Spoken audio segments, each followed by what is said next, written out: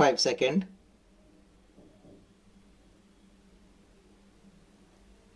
Start. The President has said that in the last 60 years we have progressed along with path illuminated by Mahatma Gandhi and Jawaharlal Nehru. We shall adhere to it, come what may, with the determination and courage instilled in us by Sonia Gandhi. In my opinion, this is the time for all of us, whether belonging to that side or this side, irrespective of party affiliation, to rededicate ourselves to these basic fundamentals of our Constitution. If we do that, we will be united India. Not only will we command respect in the committee of the nation, but the foundation will be such that nobody on the earth will be able to do any harm to us. I have one thing to say, that our country is a continent, and in this continent we have faced this year one of the severest droughts in 100 years. It is the prudent policy of having accumulated buffer stock that, in spite of setback that we have experienced, that has not been any starvation death. This is a tribute to the ingenuity of our policy of having created the buffer stock. To my mind, there are one or two gray areas. One of the gray areas is our population explosion, which my friend Shri Prashant has also referred to. We may be doing what we are doing. For instance, 20 million acceptors of contraceptives and other things we have produced, but we have not evolved a national consensus on this issue. I spoke about the matter in different forums when the Prime Minister was also there. I told him that a national consensus on family welfare program must be evolved. I also told him that you have been calling meeting of the opposition parties quite often on different issue, but to my mind the most important issue for which an all-party meeting should be convened is to evolve a national policy on population. In spite of our all-round economic development, it all gets nullified by the population explosion. We have not done much in this direction. I had the privilege of going to China, and I saw how they are progressing in this regard.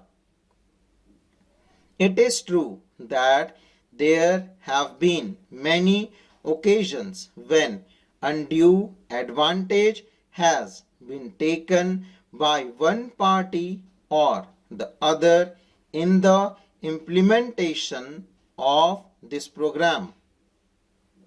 That is why I want national consensus on family planning. Sir, I go to the next area, and that is with regard to agriculture. The agriculture minister has stated in a conference the other day that in spite of drought, he has fixed a target of 175 million tons of food grains for the current year. That is a good idea. But the important thing is to which the President has referred is the need of increase in the production of oilseeds, and to this I add pulses. I want the government to give special attention to the production of these things because edible oil and pulses are the common man's need in India, and we are having shortage of pulses than edible oils, and we are importing these in a very large quantity. So, the thrust of our program, as we have done in the case of Green Revolution, is that we should concentrate on the production of pulses and edible oil, and then assure our own people that within a period of 2 years we will attain self-sufficiency in edible oils and pulses. The next point is with regard to the public sector. There is no doubt that the public sector occupies a commanding height, and it has occupied commanding heights in our mixed economy.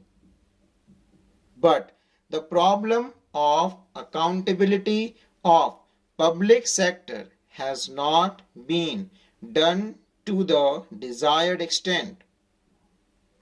I submit, sir, that for this purpose the program implementation ministry is helping the public sector undertaking with regard to any difficulties that they face.